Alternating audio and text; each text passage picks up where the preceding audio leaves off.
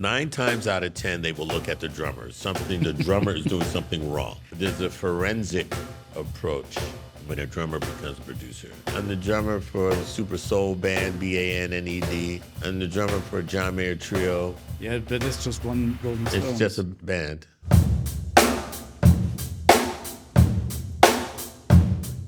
So, Steve, good to see you. What are you currently working on? Currently, I'm working on a new album by the Verbs. All right. Which, of course, is Megan Voss on lead vocals and guitar, Tomio Okuda on guitar, Chris Bruce on bass, and myself on drums. I also play a little bass, a little guitar, and some background vocals. And, the Verbs are a band that is basically the closest thing to my heart musically. Okay. And Megan is the primary writer. And, the band is a perfect combination of what we both love. She started 2 all-girl bands back in the day, the Pop-Tarts and the Antoinettes. And the Antoinettes played a lot at CBGB's. Mm-hmm, yeah. And when I was trying to do my band back in the day, I always wanted to play CBGBs, but we we could never get in. We weren't good enough to play CBGBs. So she was like the queen of CBs for a while there. And in fact, the owner of CBs, Hilly Crystal, managed the Antoinettes for a while. So, anyway, so it's a combination of the things we like. We both love the Ramones. But we also love the Temptations. We love you know what I mean? It's and we both like a little bit of have a classical background, so we're just very cognizant of really good songs and songwriting and letting the songs speak for themselves and let the songs dictate what we play, which is how I do everything anyway. Yeah. But it's fun to work with your closest friend and your biggest supporter, and and I happen to love her at the same time, so that's really good.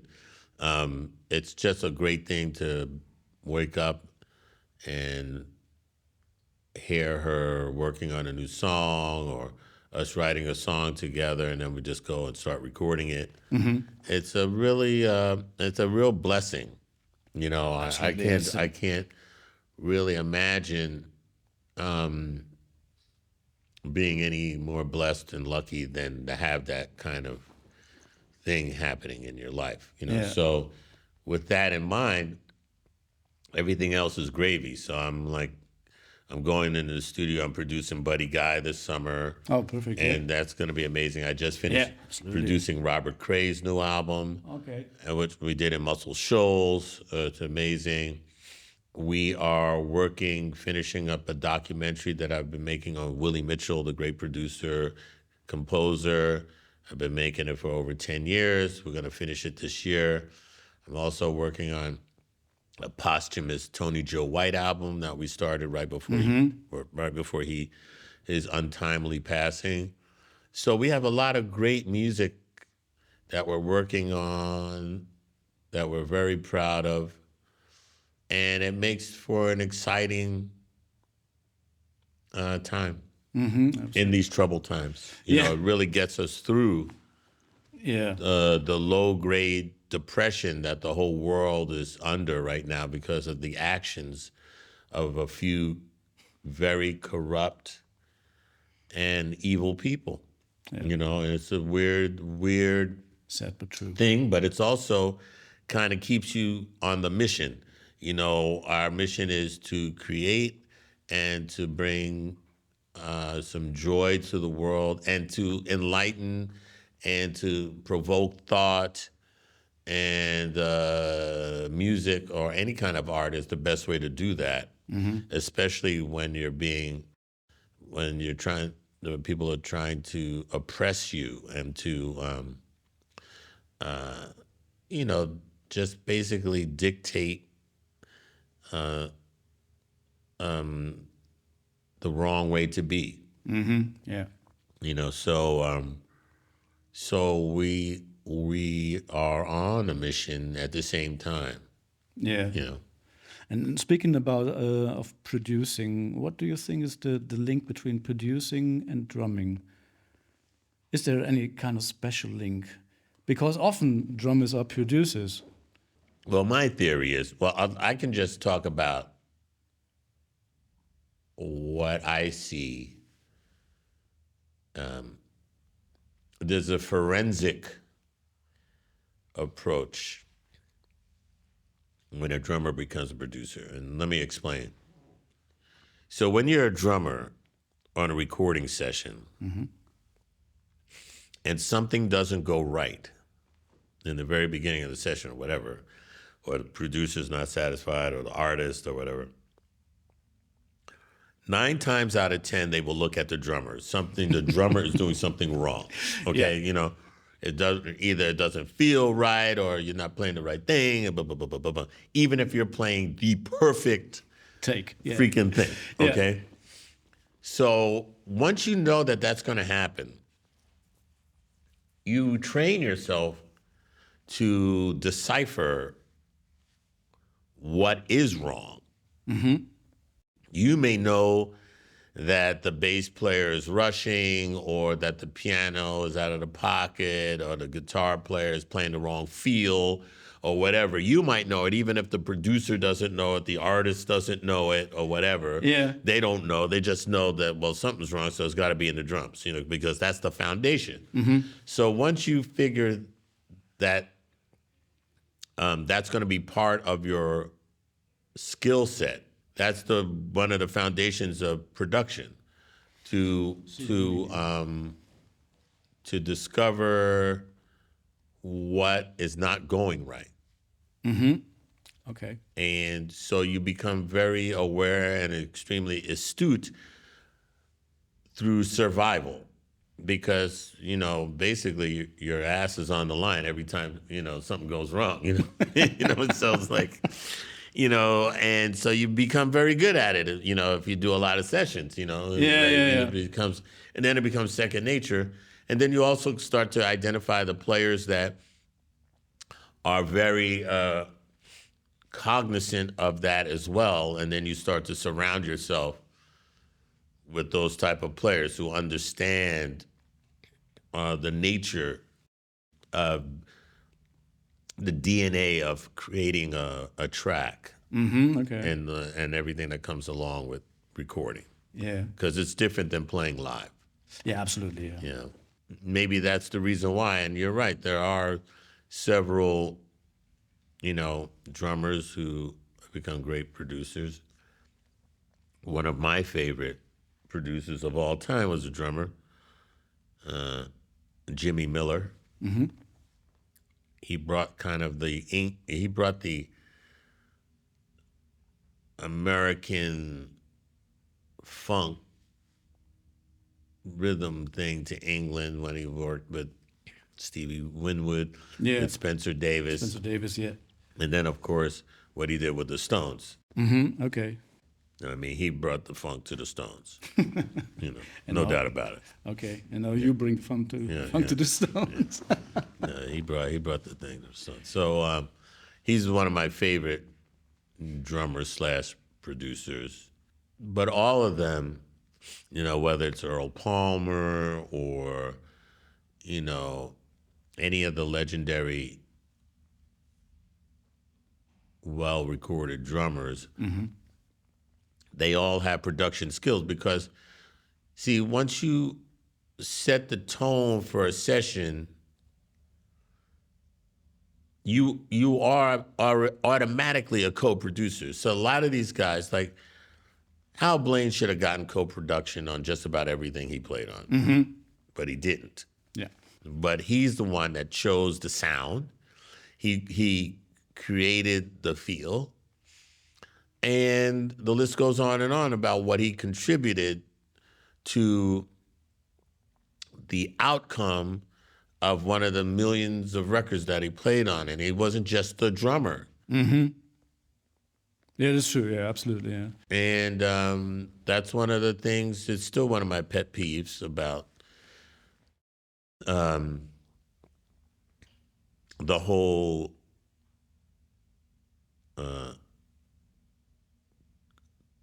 credited system that we work under, especially in the United States. You know, basically the whole thing is set up where they try to get as much from you as possible and try to pay you as little as possible.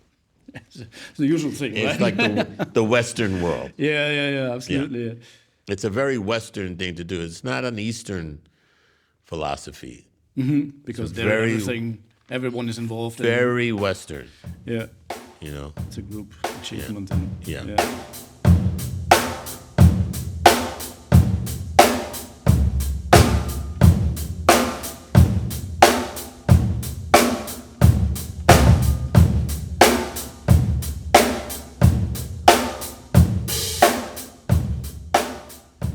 Just imagine if you're in the studio and you got that situation that a track isn't working right. How do you find the little bits that make it right?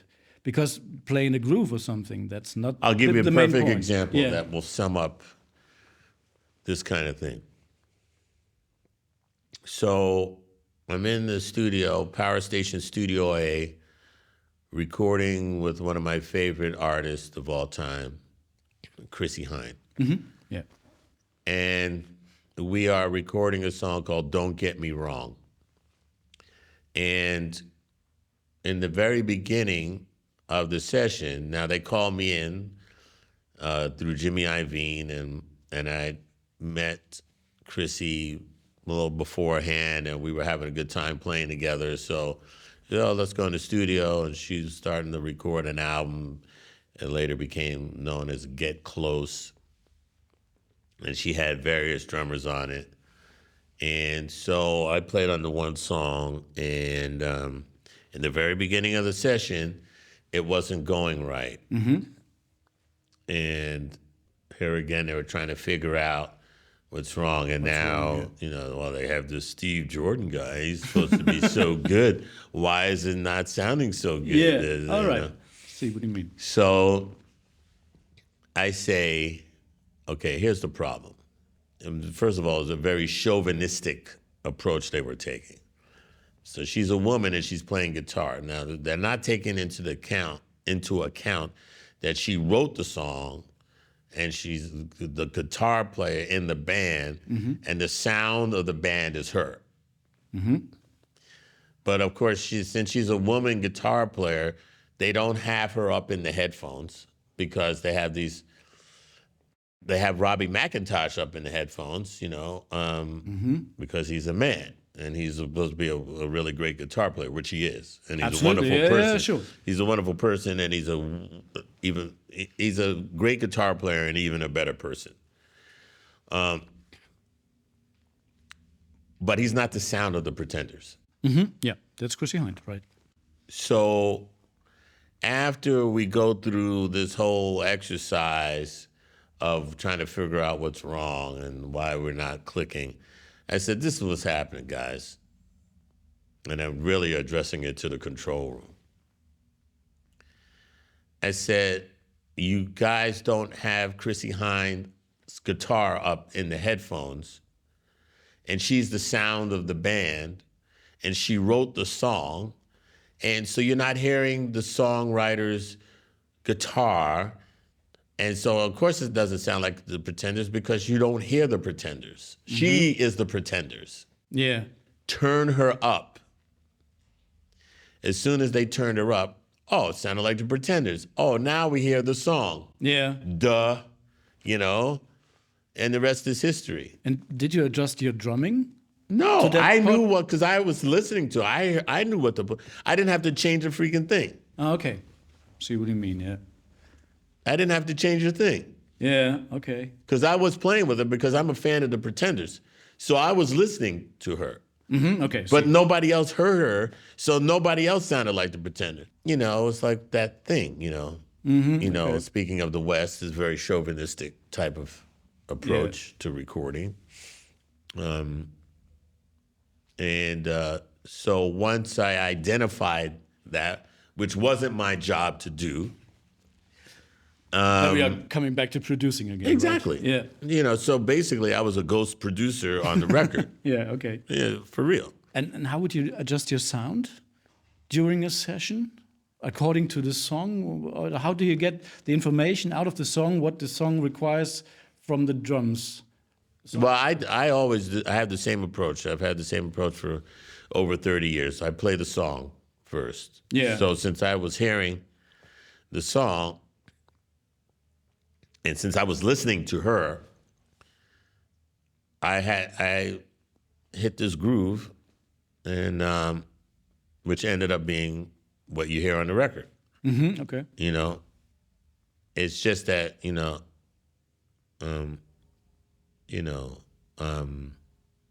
nobody else heard it. All right. So Yeah, it was like so weird. And to Robbie's credit, he came up with a really great part that really went with my drums, and it kind of gives it that forward motion. You know, like and like that, you know. Yeah, okay. You know. How does it affect your daily work to be the drummer of the Rolling Stones? Does it affect you at all? It doesn't really affect me. Okay. Why? Because they're not doing anything. Yeah, that's true. But in the end, you're now the drummer of the Rolling Stones. I'm the drummer for the Verbs. I'm the drummer for the Super Soul Band, BANNED. I'm the drummer for John Mayer Trio. Yeah, but that's just one Rolling Stones. It's just a band. All right. No, really. Because, it'd be one thing if we were working a lot or something like that. Or we were of a band that we communicated a lot or something. But we really don't. Okay. And I'm not a principal, so, there's not that.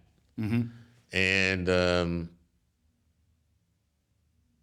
it's more like, don't get me wrong.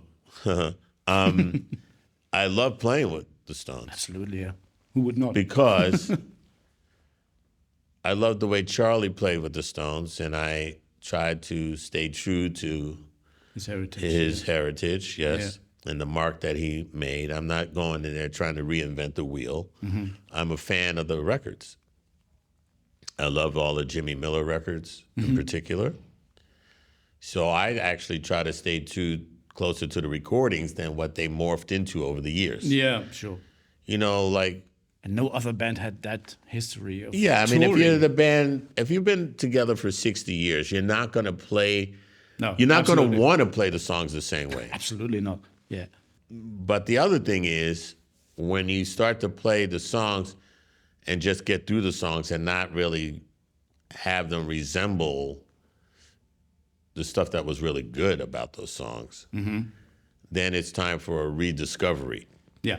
And that's my role, as I saw it when I started to work with them again, was to actually remind them of how great these records were. Yeah, because over 60 years, there's a development. Yeah. Yeah. So I started playing like the original beats that Charlie came up with. Yeah. Because Charlie didn't even do that after a certain time. After a certain while, Charlie was just playing whatever that he was going to play for the songs. He didn't really honor what he did because he was bored with it. Yeah. And why wouldn't you be, after, a certain amount of time? Absolutely, yeah. And was it obvious to play a Gretsch kid? Obvious. Obvious, yeah. Because of Charlie. There was no question. Okay, yeah, because of the sound. The sound of the drums, Yeah. which is the sound of the band. Yeah, and absolutely, yeah. Yeah, yeah. There wasn't a fraction of a second where I thought about playing any other drums. Yeah. Even though early on Charlie played Ludwig drums. Yeah, that's true. Yeah, You know. absolutely. That Sky Blue Pearl kid, right? Yeah, So, yeah. yeah. Did you ever think about playing Charlie's kit live on tour? Because No, not at all. Okay. No. And what are the next plans on your mind now? Well, with my next plan is as soon as I get back to the United States, to get back working on the Verbs album, Garage Sale. That's my priority right now. And I want to try to get as much done as possible before I go in the studio with Buddy Guy. Mm-hmm. Sure. And that's going to be very exciting because I get to reunite with Willie Weeks to play with that. That's going to be amazing. I've been doing a lot of work over the last couple of years with John Batiste, who is an amazing artist, musician that's so positive. Mm-hmm. His energy is so positive that he's just a joy to be around, and we connect on a lot of levels. Mm-hmm. So I will inevitably do more stuff with John. In fact, John Pino Palladino and I went into the studio about 1.5 years ago, so just cut a bunch of stuff. So we got to finish that at some point. Mm-hmm. Okay.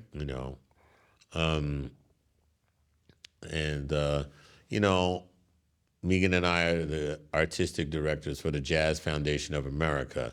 So we do events, fundraising events through the year. So working with the foundation is great because I've been able to, the whole basis of the foundation is to help musicians in need, mm-hmm. and no matter what they need, and also to expose people to the world of jazz and blues. Yeah, okay. So the shows are always fantastic with great collaborations and so it's very exciting. So we have a couple things going. And when can we see you on the road again? That I don't know. I really don't know. Because all of the things I'm doing are really based in the studio. Yeah. We do have a big show in the fall, Buddy Guy's 90th birthday celebration, which I'm the musical director of. So that's going to be at Radio City Music Hall, and that's going to be a big event. But as far as touring goes, I don't see myself doing any touring. I mean, the next tour, the Verbs will be playing Japan. We were going to try to do it at the end of 2026, but it probably will be moved to sometime in 2027, unless something drastic, unless I can get this record finished really quickly. I don't think we're going to make it. All right. So we keep our fingers crossed. Yes, exactly. But I'm so excited about this record. It's just so good. Even, it's really, it's fun. Perfect. So we keep an eye open. Great. All right. Thank you very much for Thank taking you. the time. All right. Thank you. All right.